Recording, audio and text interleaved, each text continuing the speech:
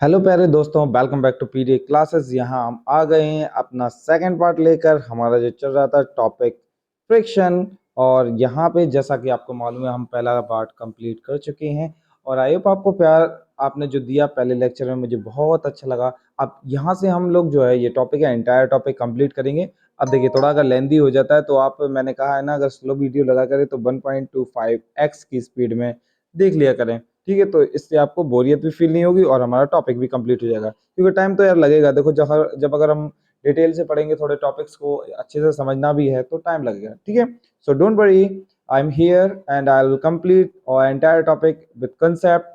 So let's get start the video with the beautiful babe. जैसा कि मैंने आपको बताया था पहले लेक्चर में हमने कंप्लीट किया था, बात थोड़ी सी मेरी फ्रिक्शन की हो गई थी। फ्रिक्शन क्या होता है, हमने थोड़ी डेफिनेशन देख लेते हैं। यहाँ पे माइंड मैप लाया हूँ, आप लोग एक बार देख सकते हैं। रेसिस्टेंस टू मोशन, ठीक है, resistance to motion between two surface, दो सरफेस के बीच में जो रेसिस्टेंस, जो रुकावट पैदा होती है उसको हम क्या बोलते हैं? फ्रिक्शन बोलते हैं। बात समझ में आ गई? तो याद रखना, दो चीज़ों के बीच में जो भी होती है वो फ्रिक्शन होती है। फिर हमने टाइप्स देखे थे, स्टैटिक, स्लाइडिंग, रोलिंग। ठीक है, इसमें काइनेटिक नहीं है और एक फ्लूइड वाला नहीं है, तो फ्लूइड वाला भी होता है। ठीक है, फिर फैक्टर देखिए, जो फैक्टर इफेक्ट करते हैं इसको हमने ये भी देखा था। दूसरा देखो, फैक्टर के बारे में हमने देखे थे कुछ फैक्टर, जैसे कि हमारा बात करें इसको कौन कौन सी चीज़ें हैं जो इसको इफेक्ट करती हैं। तो फैक्टर कौन सी है? Surface roughness. अगर मान लो सरफेस रफ ज़्यादा है हमारी, तो स्मूथ सरफेस की अपेक्षा अगर हम बात करें तो यहाँ पे फ्रिक्शन ज़्यादा होगा, इसमें पहले वाले में। यहाँ पे हमारा कम फ्रिक्शन होगा। बात सही है कि नहीं? ओके, सही है। फिर सर नॉर्मल फोर्स, फोर्स भी डिपेंड करता है कि आप कितना फोर्स लगा रहे हो। ये भी हम पढ़ेंगे नॉर्मल फोर्स का भी, कि दो ऑब्जेक्ट के बीच में कितना फोर्स लग रहा है, तो उससे भी ये इफेक्ट होता है। ज़्यादा फोर्स लगाओ तो ज़्यादा फ्रिक्शन हो जाएगा, कम फोर्स लगाओगे तो ऊपर से उसी हिसाब से फ्रिक्शन होगा। Nature of the material, material का नेचर कैसा है? जैसे मान लो अगर आप एक वुड है हमारा, लकड़ी है, तो लकड़ी एक ज़्यादा फ्रिक्शन पैदा करती है। एक मशीन है स्मूथ है तो वो कम फ्रिक्शन करेगी। डिपेंड करता है उसकी नेचर क्या है मटेरियल की। तो ये देखी थी हमने कुछ बातें। फिर इसमें इफेक्ट देखेंगे कुछ हम। ठीक है, इसको रफ कर लेता हूँ मैं थोड़ा सा। ये हमारा रफ हो गया। ठीक है, देखो फिर हम लोग देखेंगे इसमें क्या अफेक्ट क्या है। इसके इफेक्ट में वियर एंड टीयर, बात सही कि नहीं? वियर एंड टीयर का मतलब क्या है? जब ज़्यादा हमारा इफेक्ट होगा, फ्रिक्शन ज़्यादा होगा, मैंने बताया था ना, जब ज़्यादा किसी चीज़ में दो सरफेस के बीच में फ्रिक्शन ज़्यादा हो जाता है, या ज़्यादा जैसे कारखाने में मशीन्स वगैरह होती है, तो मशीन जब ज़्यादा रब हो जाती हैं तो उनमें हीट पैदा होने लगती है। हीट के कारण क्या होता है, वो खराब हो जाती है, वियर टीयर हो जाती है। जनरेशन हीट, हीट भी जनरेट होती है। जैसे आप हमारी दोनों पाम्स को ऐसे रब करोगे तो हीट होती ना, अभी करके देख सकते हो आप लोग। तो यही फ्रिक्शन है, दो बॉडी के बीच में लगने वाला हमारा फ्रिक्शन कहलाता है। एडवांटेज देखे थे हमने कुछ। एडवांटेज में आपको थोड़ा दिखा दूं मैं, जैसे कि ये लिखा है क्या एडवांटेज में, वॉकिंग, व्हीकल मूवमेंट, ये सारे हमारे एडवांटेज। डिसएडवांटेज क्या होता है? इंक्रीज एनर्जी कंजप्शन और इक्विपमेंट डैमेज। ये सारे पॉइंट हमने देख लिए थे। आई होप आपको समझ में आ गए होंगे। ये माइंड मैप पे जो पहले ही हम लोग पढ़ चुके हैं पहले वीडियोस में, तो इस पर ज़्यादा फोकस नहीं करते हैं, बट ये है आप एक बार में सारा टॉपिक एंटायर रिवाइज कर सकते हो। आ जाओ, आते हैं हम लोग अपने नोट्स पर। देखो ये आपके आ गए नोट्स। अब एक काम करना है आपके लिए, बढ़िया इन्फॉर्मेशन है कि आपको ये नोट नहीं बनाने हैं, ध्यान से सुनना। ऐसा क्यों सर? ये मैं टेलीग्राम चैनल पे डाल दूंगा, हमारा PDA, सॉरी गलत हो गया भाई नाम। ठीक है, एक बार लिख लो फिर से। यही चैनल के नाम से PDA क्लासेस, क्या? PDA classes. तो अच्छे से लिख लेना और चैनल ज्वाइन कर लो जाके। सारा नोट्स मिल जाएगा आपको। क्लास 8 में पढ़ रहे हो आप और किसी एग्जाम की तैयारी कर रहे हो, क्योंकि देखो टॉपिक वही है, सारे टॉपिक्स में आता ही है। पढ़ते हैं हम लोग। पहला देखो क्या लिखा है हमारा। Definition, what is friction? Friction is a force that oppose the motion between any surface that are touching. कोई वही बात है, देखो जो भी आप चाहो डेफिनेशन, वो मैंने पहले लिखाई थी वो लिख सकते हो, अभी माइंड मैप में लिखाई वो लिख सकते हो, या चाहो तो आप ये भी लिख सकते हो, कोई फर्क नहीं पड़ता। वही चीज़ है, दो चीज़ के बीच में लगने वाला जो फोर्स होता है वो उसको क्या बोलते हैं? फ्रिक्शन बोलते हैं। या फिर between any surface that are touching, दो सरफेस कोई टचिंग हो और मोशन में हो एक कोई ऑब्जेक्ट, तो उसमें लगने वाला जो फोर्स है हमारा फ्रिक्शन कहलाता है। अलग अलग प्रकार से लग सकते हो। दूसरा देखो, इसमें आते हैं हमारे फैक्टर अफेक्टिंग। अभी हमने फैक्टर देखे थे। फैक्टर देखो, पहला सरफेस टेक्सचर, वही बात हो गई ना, सरफेस की बनावट कैसी है। पहला, rough surface generate more friction and compare to smooth surface. सही बात है कि नहीं? बिल्कुल सही बात है सर, कि जो रफ सरफेस होगा हमारा क्या करेगा, वो ज़्यादा क्या करेगा? फ्रिक्शन जनरेट करेगा। ठीक है, किसकी अपेक्षा, हमारी स्मूथ के। देखो रफ जो होगा ना वो ज़्यादा फ्रिक्शन करेगा, समझ चुके हैं, ज़्यादा इस पे फोकस नहीं देते हैं। नॉर्मल फोर्स, ये देख लो नॉर्मल फोर्स क्या है, the force pressing the surface together affect the frictional force. बात सही है कि नहीं? देखो समझाता हूँ यहाँ पे, मान लो the force pressing the surface together affect the frictional force. मान लो ये हमारा एक बॉक्स है, ठीक है, ये बॉक्स है और ये हमारी सरफेस है, ठीक है। अब इसके ऊपर भी ये फोर्स लग रहा है हमारा यहाँ से, और यहाँ से भी एक फोर्स लग रहा होता है, बात सही है कि नहीं? अब इन दोनों के बीच में जब ये टचिंग में आती है, कलर चेंज कर देता हूँ, जब ये टचिंग में आती है ये दोनों सरफेस, तो एक दूसरे के ऊपर डिपेंड करता है कितना, जितना ज़्यादा ये फोर्स ऊपर से लग रहा होगा तो डिपेंड, जितना ज़्यादा फोर्स लगेगा उतना ज़्यादा फ्रिक्शन पैदा होगा इसमें। आप इसको मूव कराओगे ना इस डायरेक्शन में, तो जब ये भी किसका कुछ वेट होगा तो फोर्स लगा रहा है, ऑब्वियसली बात है। तो जब हम इसको आगे पुश करेंगे, ऐसे आगे की ओर करेंगे, तो फ्रिक्शन इसके बैक साइड लगेगा यहाँ पर, ठीक है, ये फ्रिक्शन पैदा करेगा यहाँ पर। तो ये भी याद रखना है आपको, इम्पोर्टेंट चीज़ है कि जितना ज़्यादा नॉर्मल फोर्स होगा उसके बीच में, जो जितना उसको प्रेस करेगी नीचे, उतना ज़्यादा वो फोर्स भी इफेक्ट करने वाला है फ्रिक्शन को। ध्यान से चीज़ों को याद रख लेना अच्छे से। तो आई होप आपको समझ में आ गया होगा इसका मतलब क्या है, नॉर्मल हमारा जो फोर्स लिखा है इसका मीन्स क्या है, ठीक है। आगे देखो, टाइप्स ऑफ मटेरियल, वही बात की है ना, different materials have the different coefficient of friction. बस ये अलग अलग मटेरियल होगा, अलग अलग फ्रिक्शन पैदा करेगा। प्लास्टिक है तो वो अलग करेगा, हमारी अगर स्मूथ सरफेस है, आयरन है, आपकी वुड है, तो अलग अलग डिपेंड करता है मटेरियल कैसा है। जैसा मटेरियल होगा, जैसी रफनेस होगी, उसमें अलग अलग टाइप की रफनेस होती है। नेक्स्ट देखो टेम्परेचर, टेम्परेचर भी लिख सकते हो। देखो अगर आपके 4 पॉइंट देखे ना, फैक्टर अफेक्टिंग द, अगर 4 मार्क्स का है तो आप ये पूरा लिख सकते हो 4-5 मार्क्स में। ये तीनों लिख देना, नॉर्मल हो गया हमारा, नॉर्मल फोर्स हो गया हमारा, टाइप्स ऑफ मटेरियल हो गया, टेम्परेचर हो गया, और एक हमारा कौन सा हो गया, सरफेस टेक्सचर। ये 4 पॉइंट डाल देना, खत्म, आपका बन गया पॉइंट। आगे देखो temperature, temperature can affected by the temperature change. मतलब फ्रिक्शन जो होता है हमारा वो अफेक्ट होता है किससे, टेम्परेचर चेंज।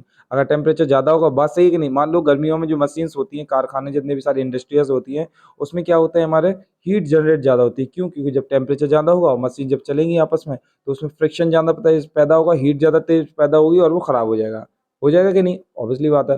और जब टेम्परेचर कम होगा तो फ्रिक्शन भी कम होगा। तो ये भी आपको पॉइंट याद रखना है। अब देखो, फ्रिक्शन को एक नेसेसरी इविल बोला गया है, ऐसा क्यों?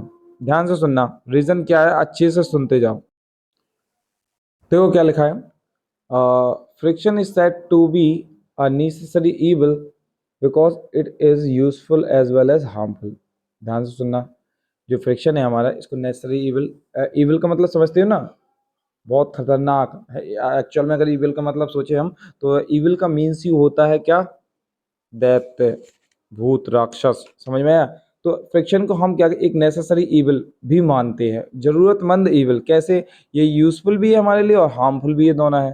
जैसे friction help us to walk, अगर फ्रिक्शन नहीं होता तो हम चल नहीं पाते, बात सही है कि नहीं? और अगर चल नहीं पाते तो हम क्या होता, फिर क्या बात हुई भाई, हम एक जगह से दूसरी जगह नहीं जा पाते, ऑब्वियसली बात है। तो फ्रिक्शन नहीं होता, हम वॉक नहीं कर पाते, हम राइड नहीं कर पाते, हम किसी चीज़ को होल्ड नहीं कर पाते, और लिफ्ट नहीं कर पाते किसी भी ऑब्जेक्ट को। So it is a necessary for our lifes. Without friction many essential process can not be done. बात सही है कि नहीं?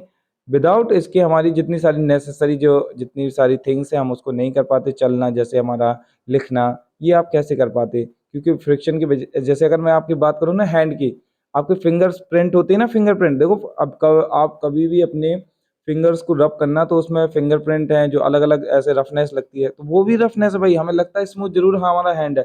माइक्रोस्कोप से देखो, जब आधार कार्ड बनाने जाते हो तो क्या रफनेस तो उसमें देती है ना हमारे फिंगरप्रिंट्स। हर किसी के अलग अलग फिंगरप्रिंट्स होते हैं, तो रीजन है भाई, सब किसी के फिंगरप्रिंट्स अलग होते हैं, क्योंकि हमारी जो है रफनेस है हमारे हाथों में, स्मूथ जरूर दिखाई देता है, बट हमारी रफनेस है हाथों में, इसी की वजह से हमारी फ्रिक्शन पैदा होती है, ठीक है ना। स्मूथ सरफेस पे कम फ्रिक्शन होगी, जितनी ज़्यादा रफ होगी चीज़ें उतनी ज़्यादा हमारा फ्रिक्शन ज़्यादा होगा। नेक्स्ट देखो, आगे देखते हैं। Sometimes friction results in the loss of energy. कभी कभी क्या होता है, फ्रिक्शन की वजह से लॉस ऑफ एनर्जी हो जाती है। अब लॉस ऑफ एनर्जी का मतलब क्या हुआ? लॉस ऑफ एनर्जी का मतलब यही हुआ कि आपका जो फ्रिक्शन होता है ना, वो क्या करता है, एनर्जी को लॉस करा देता है। बात समझ में आ गई कि नहीं? आ गई होगी तो अच्छी बात है, ठीक है। आगे देखो, और loss of energy wear and tear, wear tear भी कर देती है, ठीक है, वियर टीयर करेगी। ओ बैटरी थोड़ा लो हो गई, कोई बात नहीं, देखते हैं आगे। ये क्या, ठीक है ठीक है ठीक है ठीक है ठीक है ठीक है। ओके, तो पेन थोड़ा ट्राई कर रहा था, दूसरा देख लूँ, ठीक है, बट कोई नहीं, आगे देखो।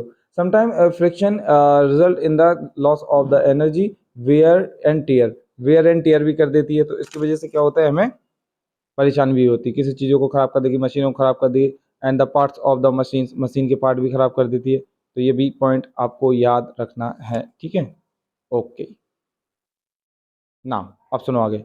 Due to which it also damage things, so it is an essential evil. अब इससे क्या होती है, इससे डैमेज कर देती है चीज़ों को, इसलिए इसको बहुत खतरनाक एविल भी कहा गया है, सपना बुरा कहा गया है। अगर फ्रिक्शन से आपने देखा ना, जंगलों में आग लग जाती है, ये रीज़न फ्रिक्शन के कारण होती है। जब क्या होता है, सहारा डेजर्ट आपने सुना होगा, सुना है कि नहीं, और टेम्पररी एक सवाना ग्रास लैंड होती है, जो बड़े बड़े घास के मैदान होती है, अफ्रीका साइड पाई जाती है, ये हमारी शायद आई थिंक मैं सही हूँ तो सवाना ग्रासलैंड, हाँ, अफ्रीका के बीच एरिया में पाई जाती है, ब्राज़ील के नीचे साइड में भी। तो होता क्या है, याद रखना, ये जो घास वगैरह होती है, अब जब धूप पड़ेगी तो ये सूख जाती हैं, सूखने की वजह से तो आपस में जब धूप पड़ती है और आपस में जब बहुत सारी घास आपस में ऐसे खड़ी होती हैं, कलर चेंज करूँ मैं थोड़ा, आपस में ऐसी घास खड़ी रहती है, तो फ्रिक्शन होता इन दो से आपस में ऐसे टकरा जाती है। टकराने की वजह से क्या होता है, जब बार बार टकराती है तो हीट पैदा होने लगती है, हीट पैदा होगी तो इसमें आग लग जाती है, ऐसे पूरे जंगल जल जाते हैं। तो फ्रिक्शन बहुत खतरनाक चीज़ भी है। ऐसे जंगलों में जब एक बड़ा सा पेड़ होता है और किसी दूसरे पेड़ के ऊपर फॉलो अप कर जाता है, तो वो रगड़ता हुआ नीचे जाता है ना, तो इससे फ्रिक्शन पैदा होता है, फ्रिक्शन पैदा हुआ तो हीट लग सकती है। तो ये सारी चीज़ें ईविल भी कहा गया है, इसलिए इसको इंपॉर्टेंट पॉइंट है, पीछे पॉइंट्स में नहीं था बट आप ये देख सकते हो। तो ये बनाना देखो, जिसने पहला वीडियो देख लिया है तो उसमें कुछ सारे तो पॉइंट मैंने कवर कर दिए हैं, जो नहीं हो वो आप लिख सकते हो। बात समझ में आ रही है? तो आई होप आपको ये समझ में, ये स्लाइड भी आ गई होगी समझ में। अब बढ़ते हैं हम लोग नेक्स्ट स्लाइड की ओर हमारी।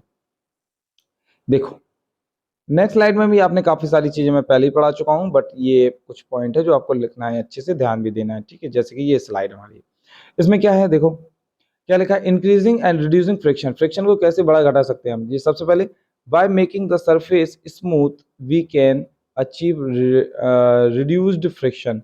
रिड्यूस फ्रिक्शन क्या होगा, कैसे, आप क्या करोगे, किसी भी चीज़ को सरफेस को स्मूथ बना दो तो क्या हो जाएगा, फ्रिक्शन कम हो जाएगा। While by making is rough, जब रफ बना देंगे किसी सरफेस को तो क्या होगा, फ्रिक्शन हमारा बढ़ जाएगा। तो ये भी चीज़ इंपॉर्टेंट है, याद रखना, ही तो इंपॉर्टेंट लायक ही है, याद ही रखनी पड़ेगी।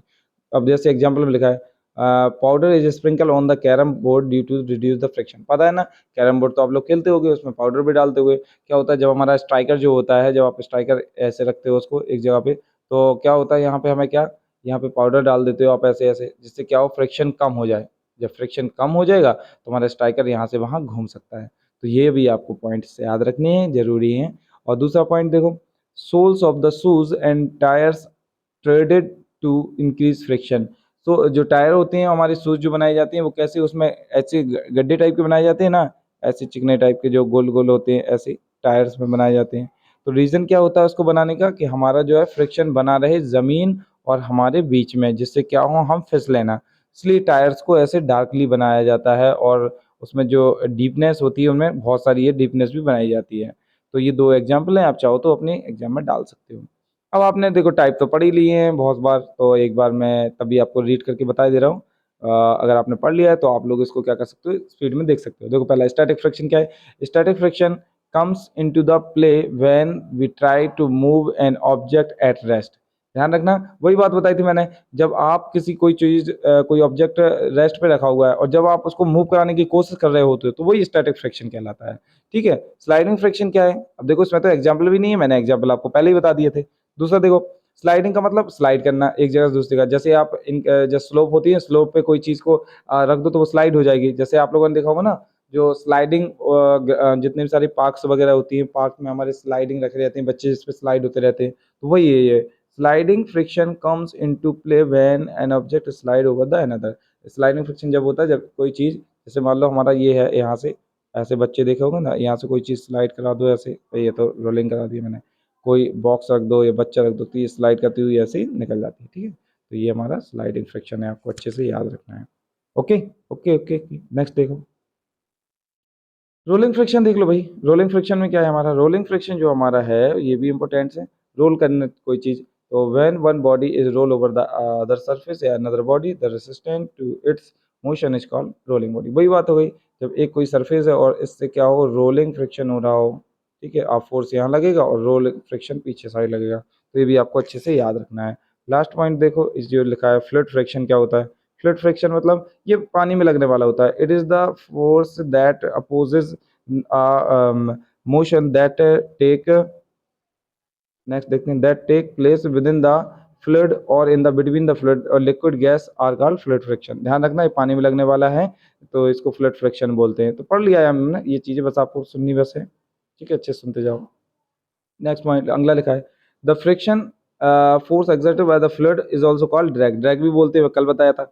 Fluid friction can be minimised by giving suitable shape two bodies move in flood. बात सही है कि नहीं?